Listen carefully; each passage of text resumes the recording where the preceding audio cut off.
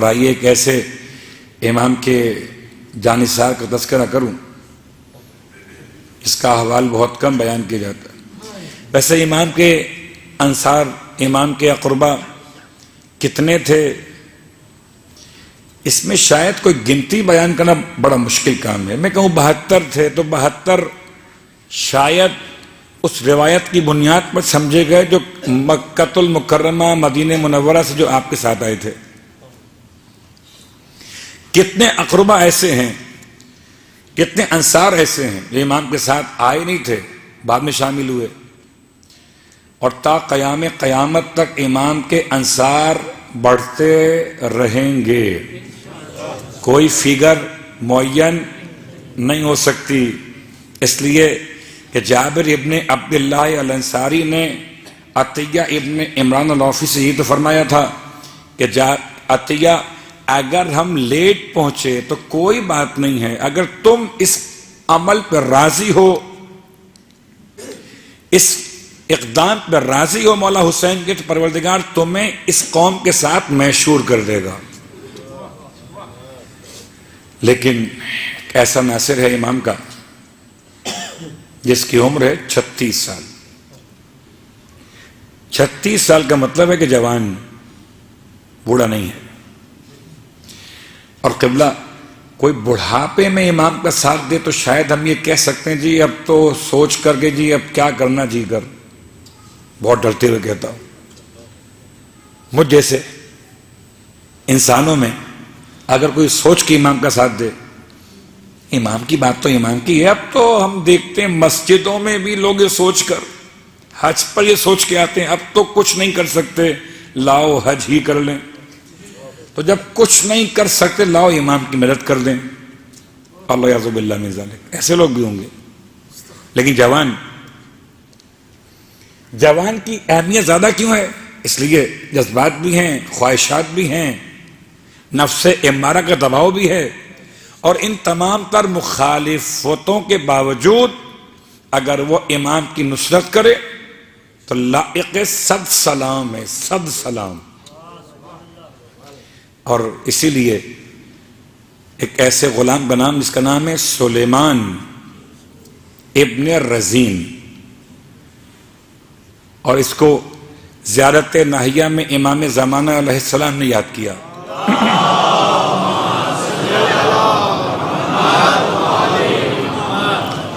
قسم بخدا آفتاب یعنی سورج جب نکلتا ہے اور کسی مقام پر شیشے لگے ہوئے ہوں، لگے وہ آئینے، تو ہر آئینے میں عکس ایسا آفتاب کی کرنوں کا آتا ہے، لگتا ہے یہاں بھی آفتاب ہے، یہاں بھی آفتاب ہے، یہاں بھی آفتاب ہے، یہاں بھی آفتاب ہے ایک آفتاب۔ لیکن اگر چاروں سمتوں میں لگے ہوئے آئینے ہیں تو چاروں طرف آفتاب دکھتا ہے تو ایک حسین۔ اگر آئینے ظروف خالص ممنین ایسے ہیں کہ چاروں طرف لگتا ہے حسین حسین حسین حسین حسین، بصرہ ہو حسین، کوفہ ہو حسین، مدینہ ہو حسین، مکہ ہو حسین، ہر مقام پہ حسین، اللہ اکبر۔ تو ان میں یہ شخص کون ہے اس کے لیے امام نے زیارت ناہیہ میں سلام پیش کیا؟ السلام علی سلیمان مولا الحسین ابن امیر المومنین علی ابن ابی طالب علیہ الصلاۃ والسلام۔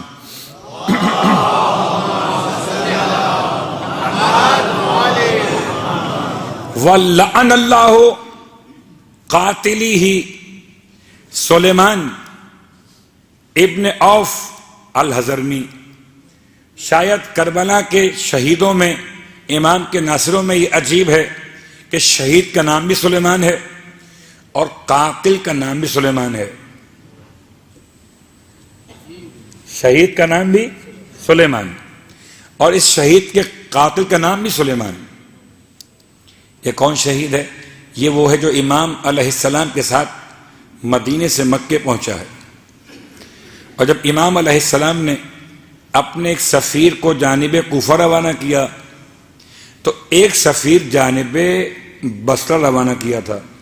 یہ امام کا سفیر جانب بصرہ ہے، سلیمان ابن رزین مولا الحسین، وہی غلام حسین ہے۔ یہ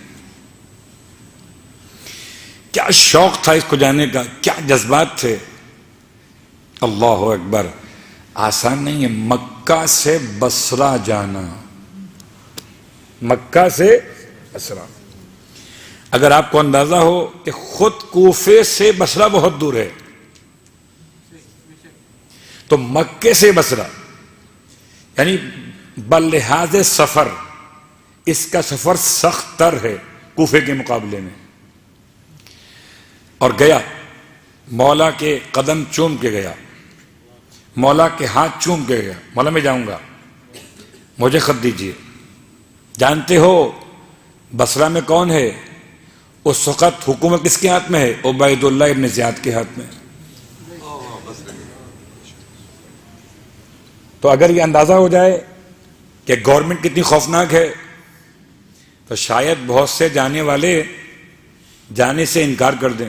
سلام ہو، ہمارا کیا سلام، ہم تو غلام ہیں، جب زمانے کے امام کا سلام ہو تو ہم تو جھک کر ادب کے ساتھ کہتے ہیں حسین کے ناصر تو ہمارا آقا ہے مولا، ہماری جانیں قربان، ہمارے والدین قربان۔ امام کے ہر اس ناصر پر اس کو زمانے کے امام نے سلام کہا ہے۔ السلام علی سلیمان مولا الحسین۔ یہ بڑی تیزی کے ساتھ کبھی موسم و حالات کے اعتبار سے آہستہ آہستہ بصرہ پہنچ گئے۔ اختلاف روایت کے 5 افراد کے نام امام کا یہ خط ہے، یا دیگر افراد کے نام بھی شامل ہیں۔ بصرہ پہنچ کر سب سے مشکل کام یہ ہے کہ یہ امام کا خط پہنچائیں کیسے۔ ان مشکل حالات میں اپنا تعارف کرایا، اور ایسا تعارف کرایا کہ وہی جملہ استعمال کیا جو امام نے خود مدینہ منورہ میں کیا تھا۔ ایھا الناس، میرا مولا حسین، یہ کہہ کر نکل گیا مدینے سے۔ وَإِذَا بُلِيَتِ الْأُمَّةُ بِرَائِے مَثَلِ یزید فَعَلَى الْإِسْلَامِ السَّلَامِ۔ یہ جملہ جو امام نے فرمایا تھا مدینے میں، یہ سلیمان نے پڑھا ہے بصرہ میں جا کر، کہ حسین نے مدینہ چھوڑ دیا، اور یہ کہہ کے چھوڑ دیا کہ اگر کسی امت پر یزید کے حکمران کی بیعت کا عنوان واقع ہو جائے تو ایسے اسلام پر حسین کا سلام ہے۔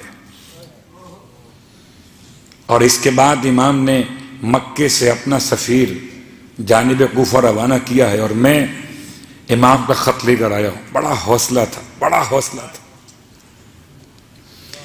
خط کا عنوان امام کی حمایت، پکڑا گیا، گرفتار ہو گیا، اور گرفتار ہونے کے بعد عجیب دعا کرتا پروردگار مجھے کسی ایسے کے ہاتھ موت دے تو تیری نگاہیں بدترین شخص ہو۔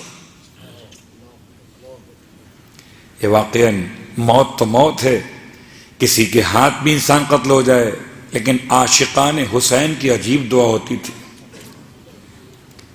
کبھی سوچیے گا، جملہ سنیے گا۔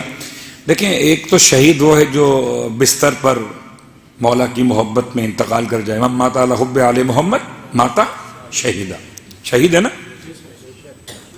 اور ایک شہید وہ ہے جسے خون بہا دی جائے، یہ بھی شہید ہے، یہ بھی شہید ہے۔ فرق دونوں میں کیا ہے؟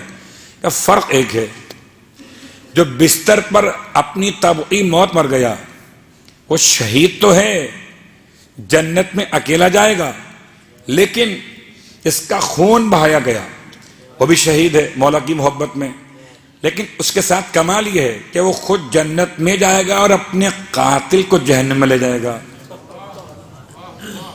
اس لیے عاشقان حسین عجیب دعا کرتے تھے کہ ہمارا قاتل وہ ہو جو بدترین ہو تیری نگاہ میں، تاکہ ہم جنت میں جائیں آل محمد کی محبت میں، اور ہماری وجہ سے بدترین دشمن تیرا۔ کیا معرفت، صلوات پڑھے محمد و آل محمد۔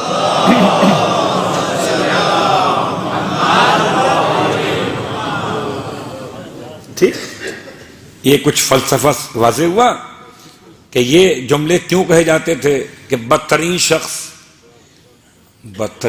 کا مطلب پتہ ہے کیا ہے؟ کہ وہ ایسے نہیں مار دے گا، وہ تڑپائے گا، زخم لگائے گا، خون بہے گا، اور انسان بڑی مشکل سے تڑپ کر جان دے گا۔